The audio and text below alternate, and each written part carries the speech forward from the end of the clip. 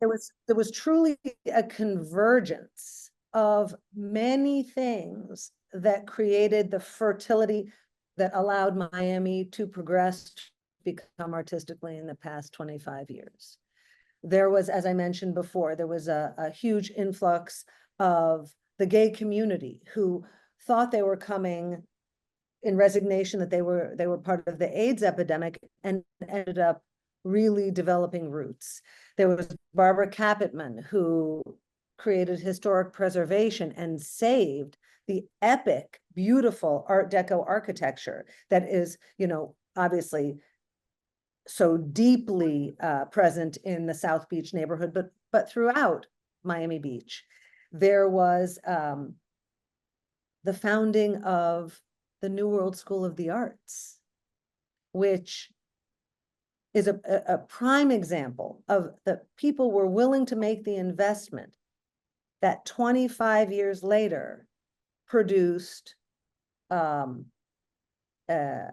Lackamore, who wrote the music for Hamilton, Terrell McCraney, who wrote Moonlight, and on and on and on. So it was about the Europeans that were starting to come because they were pursuing the modeling industry that had its epicenter in Milan and then Miami Beach. So you have this swirling moment where so many things were coming together that were both about a descending of a certain kind of culture and the growing of a certain kind of culture. And those two things together help to produce, in my opinion, the Miami that we know now. The other thing that really, if we want to talk about, also the influence of pop culture, as you were, mentioning Ron Wood, the Criteria recording studios. That's not only where the Bee Gees recorded, but I mean, Bob Dylan recorded there, so many unbelievable stars. Because of course, if you're going to spend hours in the recording studio, people ask me, why is it in Miami? If you're going to spend hours in the recording studio, do you want to walk out to a cold, dreary place, or you want to walk out to a beach and a party?